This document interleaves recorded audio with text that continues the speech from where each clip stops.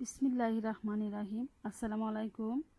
আমি হাসিনা খাতুন, প্রভাষক, রাষ্ট্রবিজ্ঞান বিভাগ, ডাক্তার আব্দুল মান্নান মহিলা কলেজ, কটিয়াদি। স্নাতক শ্রেণীর প্রথম বর্ষের দ্বিতীয় পত্রের প্রথম অধ্যায় থেকে সংবিধান প্রণয়ন পদ্ধতিসমূহ আজকে আলোচনা করব।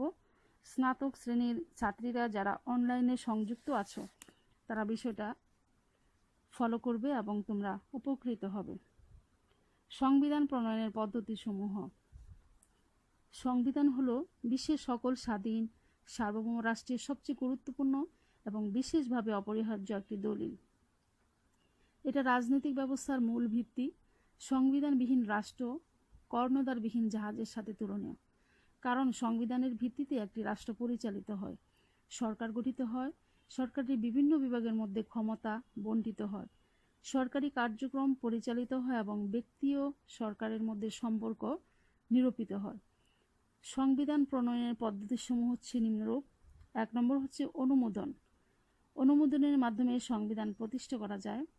রাষ্ট্র উৎপত্তির প্রথম অবস্থায় অধিকাংশ রাষ্ট্রেই স্বৈরাচারী শাসন ব্যবস্থা প্রচলিত ছিল। শাসন ক্ষমতা এককভাবে স্বেচ্ছাচার রাজার হাতে ন্যস্ত ছিল। গণতান্ত্রিক মূল্যবোধ ও গণতান্ত্রিক আদর্শ তখনও বিকশিত হয়নি। কালের গতিধারায় অবস্থার পরিবর্তনের সাথে সাথে মানুষের মনে গণতান্ত্রিক মূল্যবোধের বিকাশ ঘটতে থাকে এবং তাদের মধ্যে মৌলিক অধিকারের ধারণা জন্ম লাভ করে। এমত অবস্থায় জনমতের চাপে বা বিপ্লবের ভয়ে রাজা বা শাসক গোষ্ঠী একটি বিধিবদ্ধ দলিলের মাধ্যমে জনগণের নিকট শাসন ক্ষমতা প্রয়োগ করার অঙ্গীকার করে। একেই বলা হয় অনুমোদন। অনুমোদনের মাধ্যমে সংবিধান প্রণয়নের পদ্ধতি। 2 নম্বর হচ্ছে গণপরিষদ। ইচ্ছাকৃত রচনার মাধ্যমেও সংবিধান প্রতিষ্ঠিত হয়ে থাকে। আধুনিক রাষ্ট্রে সংবিধান প্রণয়নের ক্ষেত্রে এই পদ্ধতি বিশেষভাবে প্রচলিত। সাধারণত সংবিধান প্রণয়নের জন্য দেশে একটি গণপরিষদ গঠিত হয়, যেমন বাংলাদেশের সংবিধান এই পদ্ধতিতে গঠিত হয়েছে। গণপরিষদের সদস্যগণ খসড়া সংবিধান তৈরি করেন। সংখ্যাগরিষ্ঠের ভোটে তা অনুমোদিত হলে চূড়ান্তভাবে সংবিধান গৃহীত হয়। উদাহরণস্বরূপ আমরা বলতে পারি বাংলাদেশ মার্কিন যুক্তরাষ্ট্রের সংবিধান। কেসি হুয়ার বলেন এটা আধুনিক সময়ের সংবিধান প্রণয়নের স্বাভাবিক পদ্ধতি। 3 নম্বর হচ্ছে ক্রমবিবর্তন।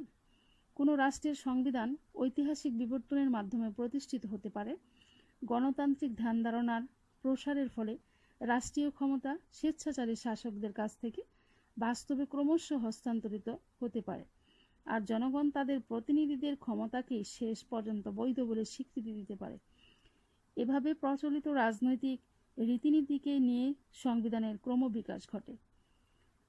4 নম্বর হচ্ছে বিপ্লব। বিপ্লবের মাধ্যমে অনেক সময় সংবিধান প্রতিষ্ঠিত হয়। বিপ্লব তখনই ঘটে যখন প্রচলিত সরকার ও সরকারের অত্যাচার উৎপীড়নে জনগণ অতিষ্ঠ হয়ে ওঠে। নিয়মতান্ত্রিক উপায়ে যখন এ ধরনের সরকারের উৎখাত সম্ভব না হয়, তখনই জনগণ বিপ্লবের পথে সরকারকে পরাভূত করে। উক্ত পদ্ধতি ছাড়াও প্রতিনিধি পরিষদের মাধ্যমেও সংবিধান প্রণীত হয়ে থাকে, তবে এ পদ্ধতি মাধ্যমে প্রণীত সংবিধান বর্তমান পৃথিবীতে খুবই বিরল। সাবেক পাকিস্তানের প্রথম সংবিধান এই পদ্ধতিতে রচিত হয়েছিল। অবশ্য পরবর্তীতে এই সংবিধান পরিবর্তনে নতুন এক সংবিধান প্রণীত হয়। পরিশেষে আমরা বলতে পারি যে বিশ্বের বিভিন্ন দেশে উপরিল্লিখিত পদ্ধতিগুলোর যে কোনো একটি অবলম্বন করে সংবিধান রচনা করছে। তবে একথা সত্য যে উপরের পদ্ধতিগুলোর মধ্যে গণপরিষদ কর্তৃক প্রণীত সংবিধানই শ্রেষ্ঠ সংবিধান বলে স্বীকৃতি লাভ করছে। আইনসভার সদস্যরা জনগণের প্রতিনিধিত্ব করে, সুতরাং জনগণের প্রতিনিধি দ্বারা প্রণীত সংবিধানকে জনগণের আশা আকাঙ্ক্ষার প্রতিফলন ঘটে।